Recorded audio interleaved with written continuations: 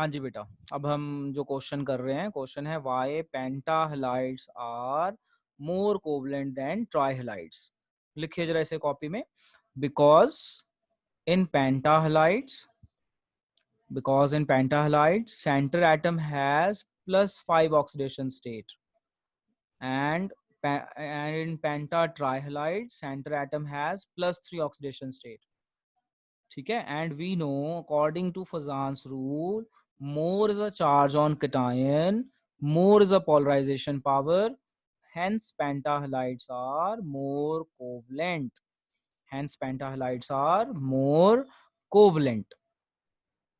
So now see, I'm going to discuss this again, and I have written the answer in proper wording how to write. Why pentahalides are more covalent than trihalide? तो मैंने क्या किया, मैंने PCl5 और ये बनाया, ये -1 होता है, x मान के चार्ज निकाल लो, तो इसके सेंटर एटम का +5 आएगा, इसका +3, बस फिर मैंने लिखा इन PCl5 P has +5 oxidation state and PCl3 P has +3 oxidation state. Now according to Fazan's rule, more is the charge on cation, more is the polarization power, hence pentahalides are more covalent. बहुत ही interesting question था ये। अब देखो अगला question भी बहुत interesting है। Just try to understand this next question. So see how to do this next question.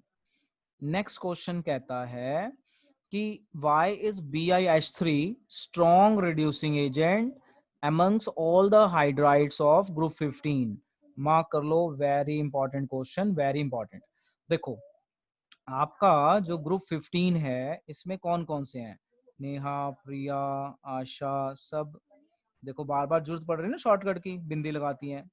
अब अगर मैं इसका हाइड्राइड बनाऊं तो ये बनेगा NH3, इसका हाइड्राइड बनाऊं तो बनेगा PH3, इसका बनाऊं तो ASH3, इसका बनाऊं तो SB एंटीमनी हाइड्राइड, और ये बनेगा बिस्मथ हाइड्राइड। अब देखो as I go down the group, मैं जैसे ही डाउन द ग्रुप जाऊंगा तो सेंटर एटम का साइज बड़ा हो जाएगा, जैसे मैं नीचे जाऊंगा साइज बड़ा हो जाएगा। यहाँ पे मान लो ये E है, एलिमेंट को हम E मान लेते हैं, तो पहले एलिमेंट का साइज छोटा है, दूसरे एलिमेंट का साइज बड़ा है। तो जब साइज छोटा होता है ना तो बॉन्ड होता है आपका स्ट्रॉन्ग, ये बॉन्ड होता है स्ट्रॉन्ग, याद रखना। जब साइज छोटा होता है तो बॉन्ड स्ट्रॉन्ग, जब साइज बड़ा छोटा हो गया तो ये बॉन्ड हो गया वीक। अब क्वेश्चन देखो, कह रहा है Y BiH3 strongest reducing agent. कह रहा है कि जो BiH3 है ये स्ट्रॉन्ग रिड्यूसिंग एजेंट है। अब आपका आंसर पता चल गया आपको, because Bi has bigger size and the bond enthalpy of BH bond is less, very weak bond, can easily form H plus ion, can easily form H plus ion. So जो H plus ion बना है वो reduce करेगा, अगर hydrogen ये loss कर दे तो वो दूसरों को रिड्यूस करेगा, खुद की ऑक्सीडेशन करेगा। तो बस क्वेश्चन यही था, तो लिखो answer, write down answer, diagram draw करो एंड राइट डाउन। मैं लिख रहा हूं आंसर, लिखो because, write down your own, because Bi has bigger size, as a result EH bond, ये जो B है ना इसको हमने E मान लिया, E मान लो element, EH bond is weak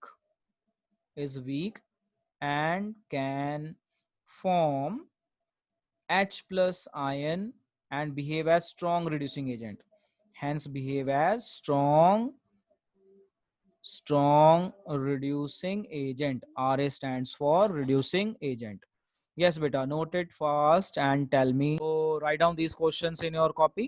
कह रहा है write the reaction of thermal decomposition of sodium azide. तो हमने पीछे पढ़ा था बेरियम अजाइड BaN3, अब ये है सोडियम अजाइड। तो thermal decomposition of sodium azide give dinitrogen gas. तो ये बस ये याद रखने वाला, हीट करेंगे तो ये बन जाएगा। फिर आता है why is N2 less reactive at room temperature? So I guess इसका आंसर आप लोगों को ऑलरेडी पता है। देखो क्या होता है, आपने सुना है हमारे जो गाड़ियां होती हैं, जो महंगी गाड़ियां, उसमें एयर बैग्स होते हैं, have you heard about that? तो वो एयर बैग में कौन सा केमिकल भरा होता है कि वो एकदम से फूल जाता है? तो यही केमिकल होता है सोडियम अजाइड या बेरियम अजाइड की फॉर्म में। तो इन केस ऑफ एक्सीडेंट क्या होता है, ये एयर बैग में जैसे ही कंप्रेस होती है ना, टक्कर लगती है, तो ये रिएक्शन में उसकी थर्मल डिकम्पोजिशन से ये टूटता है और नाइट्रोजन गैस और साथ में कुछ और भी कंपोनेंट होते हैं और नाइट्रोजन गैस एयर बैग में फिल हो जाती है। तो एकदम से एयर बैग फिल होगी, कूलिंग इफेक्ट भी हो जाता है और ये एयर बैग ओपन भी हो जाता है, क्योंकि उसके अंदर गैस कैसे भरेगी, तो ये नाइट्रोजन गैस बनती है, एकदम से रिएक्टिव है और एयर बैग के अंदर नाइट्रोजन गैस भर देती है। तो आपको अगर एक्स्ट्रा बुक हो आपके पास तो आप वहां से एक बार रीडिंग लगाइए और अच्छे से क्लियर हो जाएगा।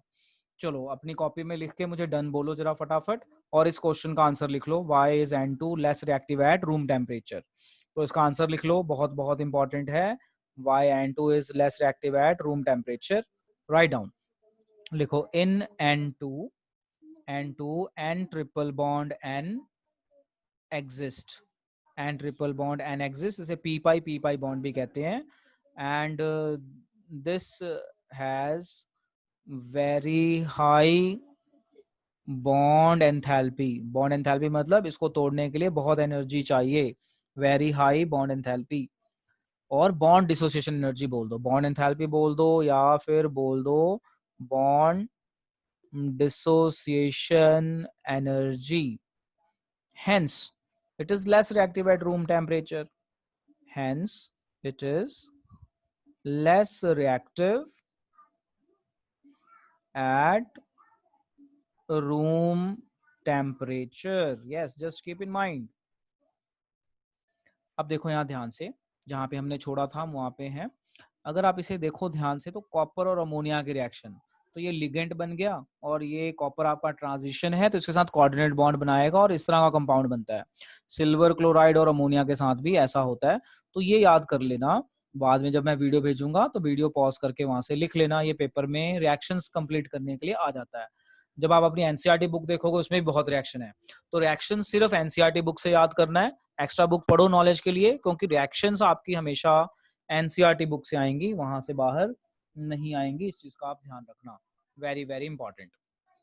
ओके जी, आगे चलते हैं। अब मैं जैसे आगे चलता हूं तो हमारा आता है नाइट्रिक एसिड। लो जरा ध्यान से समझो, नाइट्रिक एसिड, नाइट्रिक एसिड का फॉर्मूला होता है HNO3।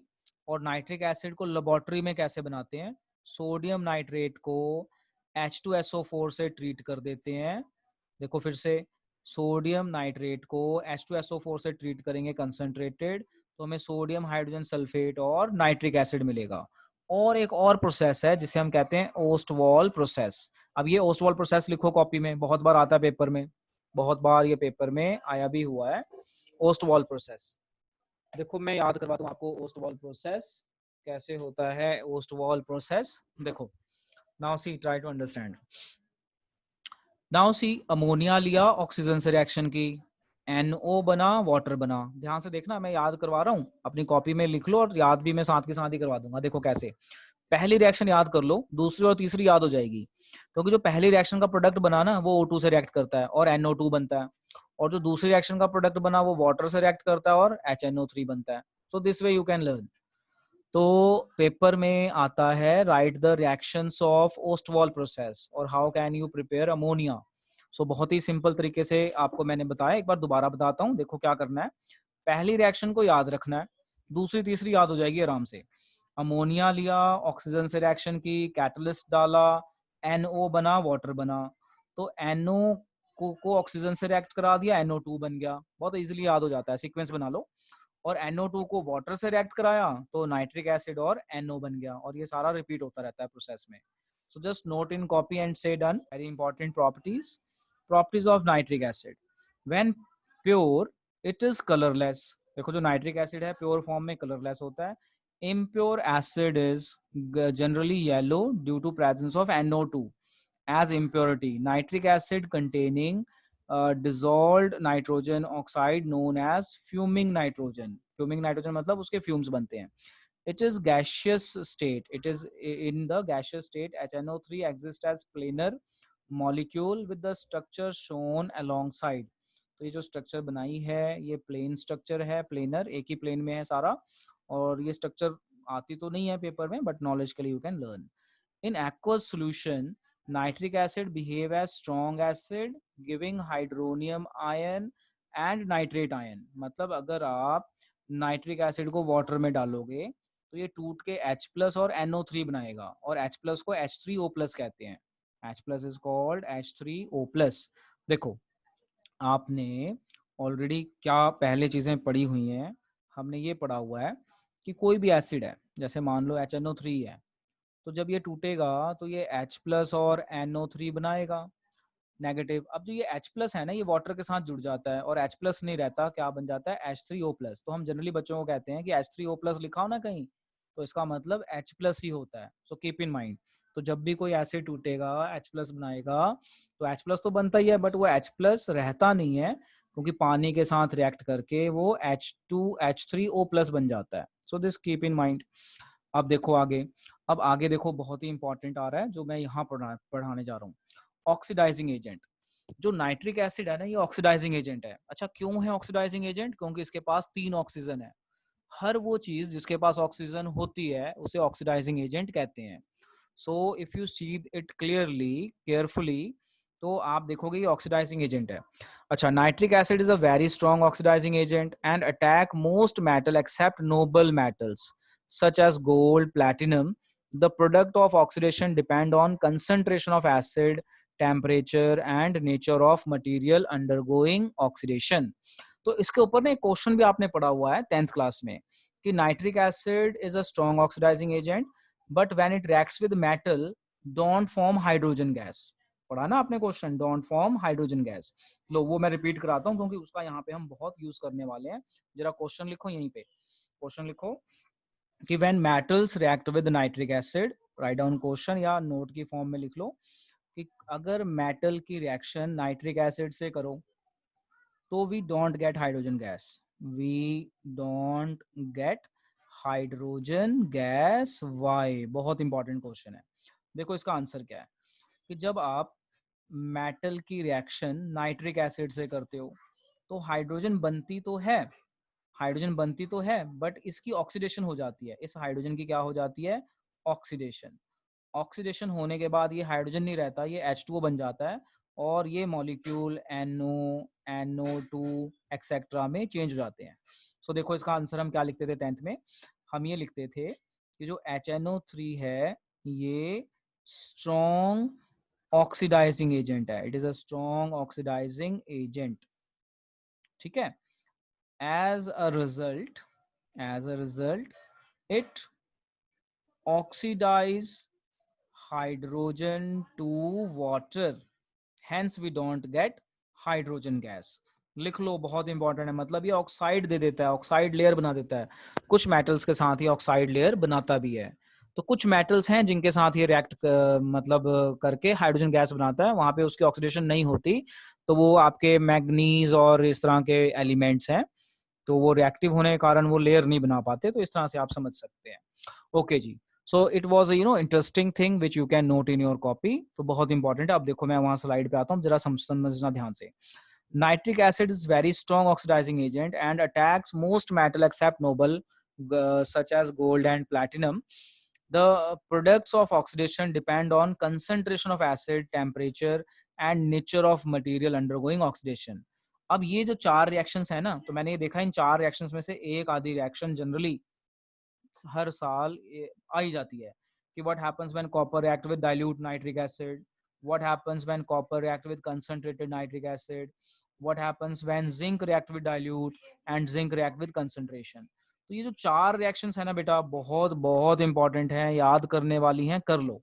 Very very important and write it now. उसके बाद last line, metals such as chromium, aluminium do not dissolve in concentrated nitric acid because of formation of oxide layer on the surface। अब ये भी एक question बड़ा important बनता है कि जो नाइट्रिक एसिड है वो सभी के साथ रिएक्ट कर रहा है मेटल के साथ, बट जो क्रोमियम एल्यूमिनियम है उनको क्यों नहीं डिसॉल्व कर पाता? क्योंकि उनके ऊपर एक ऑक्साइड लेयर बन जाती है और ऑक्साइड लेयर बनने से रिएक्टिविटी स्लो हो जाती है और डिसॉल्व नहीं हो पाता। चलो जरा ये रिएक्शन नोट कर लो ये 4, और लास्ट वाली लाइन को नोट लिख लो, NOTE नोट, जल्दी। Aqua so now we are going to write about aqua regia. So what is aqua regia? Note की फॉर्म में लिखो, इसकी भी हमें जरूरत पड़ती है। तो एनसीईआरटी में नहीं है, बट एक्स्ट्रा बुक पढ़ोगे तो वहां पे आपको मिलेगा। टॉपिक का नाम है एक्वा रिजिया। देखो, mixture of concentrated HCl and concentrated HNO3 इन 3:1, इन 3:1, मतलब जिसमें 3 लगा है ना उसका रेशियो 1 है, और जिसमें कुछ नहीं लगा वो 3 है। तो इसके अगर 3 चम्मच ले रहे हो तो इसका 1 चम्मच लेंगे, इसे कहते हैं हम aqua regia. And aqua regia is a highly fuming liquid, highly fuming मतलब इतना स्ट्रॉन्ग लिक्विड है, can dissolve gold and platinum. Aqua regia एक ऐसा मिक्सचर है which can dissolve gold and platinum. तो पता चल गया ना क्या होता है एक्वा रिजिया। तो aqua regia is a mixture of concentrated HCl and HNO3 in 3:1, and it is a highly fuming liquid which can dissolve gold and platinum. तो जो आपके गोल्ड स्मिथ होते हैं ना, जैसे हमारा गोल्ड मान लो डल हो गया, तो जब हम गोल्ड स्मिथ के पास जाते हैं तो वो ऐसा ही करता है, इसी केमिकल में डालता है। ऐसा करने से क्या होता है, उसकी ऊपर वाली लेयर डिसॉल्व हो जाती है और उसकी शाइनिंग वापस आ जाती है। और जब आप वेट करोगे, मान लो आपका गोल्ड 10.5 ग्राम है, तो जब वो आपको वापस देगा तो 10.43 ग्राम हो जाएगा। इतना मतलब कम हो जाता है आपकी गोल्ड की अमाउंट, उसकी एक लेयर उतर जाती है। चलो अब आगे चलते हैं। अब जैसे ही हम आगे चलते हैं फिर हमारे पास टॉपिक आता है ब्राउन रिंग टेस्ट। तो ब्राउन रिंग टेस्ट मैं रीड नहीं कर रहा हूँ, मैंने यहाँ पे सिर्फ लिखा हुआ छोड़ रखा है क्या होता है brown ring test. Brown ring test basically nitrate का प्रेजेंस डिटेक्ट करता है। तो आप अपने लैब में जब भी जाएंगे, पता नहीं साल हम जाएंगे कि नहीं लैब में, तो वहाँ पे ये ना रिंग डिटेक्शन टेस्ट करवाते हैं। कैसे करते हैं, टेस्ट ट्यूब लेते हैं, टेस्ट ट्यूब में नाइट्रेट वाला कंपाउंड डालते हैं, फिर FeSO4 डालते हैं, फिर H2SO4 डालते हैं। ऐसा डालने से उसके ऊपर एक ना रिंग सी बन जाती है ग्रीन कलर की। उस रिंग को हम नाम देते हैं brown ring test. And this test is used to detect the presence of अपना नाइट्रेट। तो ब्राउन रिंग बन जाती है, बोलते हुए ग्रीन बोल हो गया था, ब्राउन रिंग बन जाती है, कीप इन माइंड। तो नाम है इसका ब्राउन रिंग टेस्ट। तो जब मैं इसकी वीडियो भेजूंगा आप इसे पॉज करके जस्ट पढ़ लेना, nothing else, it is just for your practicals only. अब आती है हमारी स्ट्रक्चर। तो हम इस स्ट्रक्चर पे आते हैं और इन क्वेश्चंस को समझने की कोशिश करते हैं। सो देखो, just look the structure. Paper में इसमें से कई चीजें आती भी हैं, जैसे सबसे पहले N2O। अच्छा, N2O को ना लाफिंग गैस भी कहते हैं, याद रखना। Die nitrogen oxide is called laughing gas. मतलब इस गैस को स्मेल करने के बाद बंदा हंसता ही रहता है जब तक इसका इफेक्ट रहता है।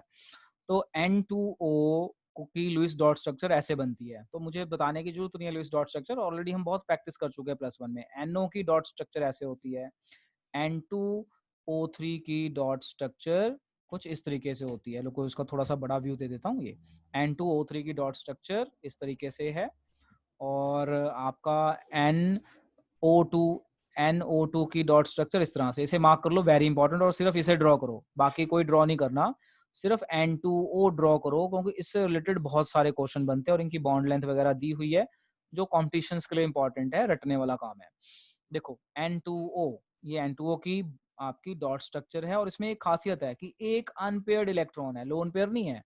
Centre atom has 1 unpaired electron, मतलब ये लेस स्टेबल है। N2O4 को देखो, N2O4, जो हमारा N2O4 है उसको हम इस तरह से दिखाएंगे, जस्ट सी इट क्लियरली, है ना।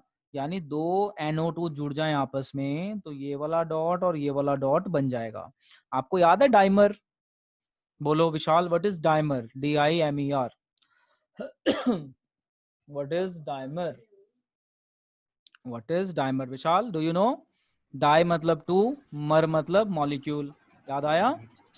बोलो। Yes, sir. जब दो मॉलिक्यूल जुड़ के एक हो जाएं तो डाइमर बनेगा। देखो इस मॉलिक्यूल को देखो ध्यान से, ये जो यहाँ पे मैं आपको मॉलिक्यूल दिखा रहा हूँ, ये मॉलिक्यूल को देखो, NO2।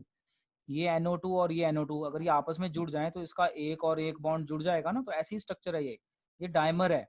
N2O4 is dimer of NO2, कि इनके लोन जो सिंगल सिंगल बॉन्ड है वो आपस में जुड़ जाते हैं। इसी तरह से N2O4 N2O5 ड्रॉ करना सीख लो, यहाँ से देख लो, पेपर में आता है ड्रॉ करने को कई बार। चलो अब आगे चलते हैं। सो ये चीजें हमें समझ में आ गई। So let's move ahead. Phosphorus को अगले लेक्चर में पढ़ेंगे। अब मैं यहाँ से रिलेटेड क्वेश्चन पढ़ाता हूँ। लो देखो, बहुत ही इंटरेस्टिंग क्वेश्चन है, सी केयरफुली। कहता है व्हाई डज NO2 डाइमराइज। आ गया क्वेश्चन, लिखो इसे कॉपी में, very very important question. Question है व्हाई डू, ये this is your question, why does NO2 dimerise. लो देखो जरा ध्यान से, अभी हमने पढ़ा कि जो NO2 होता है ना, उसके पास एक लोन पेयर होता है, ये एक मॉलिक्यूल है। अगर एक और NO2 पास में आ जाए तो ये अपने 8 इलेक्ट्रॉन पूरे कर लेते हैं, ये आपस में बॉन्डिंग बना लेते हैं। अलग कलर से दिखा देता हूँ, ये 1 इलेक्ट्रॉन और ये 1 इलेक्ट्रॉन आपस में जुड़ जाता है, तो ये NO2 है, 1 मॉलिक्यूल। ये भी NO2 है। डायमर बनाने से फायदा क्या होगा कि ये जो इनका ऑड इलेक्ट्रॉन था ये पेयर्ड हो जाता है, और पेयर्ड होने से ये फॉर्मूला क्या बनाएंगे, N2O4। तो ये मॉलिक्यूल 1, ये मॉलिक्यूल 2, ये दोनों जुड़ गए, जुड़ के एक हो गए, तो क्या बोलेंगे, डाइमर। लो जी नोट करो जल्दी, Why does NO2 dimerize? Answer आपने यही लिखना है, NO2 contain odd electron। ये दिखाया हुआ ना मैंने odd electron, ये रहा odd electron। On odd electron, it behaves as typically odd molecule. On dimerization, it convert into stable N2O4 molecule with even number of electron। और जब ऐसा करता है तो इसके इलेक्ट्रॉन even हो जाते हैं। लो भाई जल्दी नोट कर लो, जल्दी note it fast. I am giving you just a minute. Now see this last question of today class। तो क्वेश्चन है, what is the valence what is covalence of nitrogen in N2O5। समझना आप जरा ध्यान से, कोवलेंस का मतलब होता है बॉन्ड, कोवलेंस का मतलब है आपका bond. What is covalence of nitrogen in N2O5। इसके लिए हमें इसकी स्ट्रक्चर देखनी पड़ेगी। तो देखो स्ट्रक्चर, ये रहा N2O5। अगर मैं N2O5 को यहाँ पे ड्रॉ करूं तो देखो बेटा कैसे ड्रॉ होगा, ये कलर रेड कलर से ड्रॉ करता हूं, N2O5। तो if I see the diagram of N2O5, it is like this, it is like this। अब क्वेश्चन सुनो ध्यान से, ये बॉन्ड आप ऊपर नीचे लगा सकते हो, कोई दिक्कत नहीं है। कहता है what is covalence of nitrogen, मतलब नाइट्रोजन कितने बॉन्ड बना रहा है। तो चेक करो कितने बॉन्ड बना रहा है, 1 2 3 4। तो इसका आंसर है 4। अब कई बच्चे सोच रहे होंगे 8। बेटा एक नाइट्रोजन का बताना है, एक नाइट्रोजन का 4 है, इसका भी 4 है, तो नाइट्रोजन के 4 ही हुए। तो what is the covalence of nitrogen in N2O5, answer is 4। तो इस तरह से लिखना है, 8 नहीं लिख देना, स्ट्रक्चर बनानी है और बताना है कितने बॉन्ड बना रहा है। तो कोवलेंस मतलब कितने बॉन्ड बनाएगा या बना रहा है यहाँ पे, तो आंसर इज 4। बस आज के लेक्चर में हम इतना ही करेंगे। अब आप ये सारा याद कर लीजिए।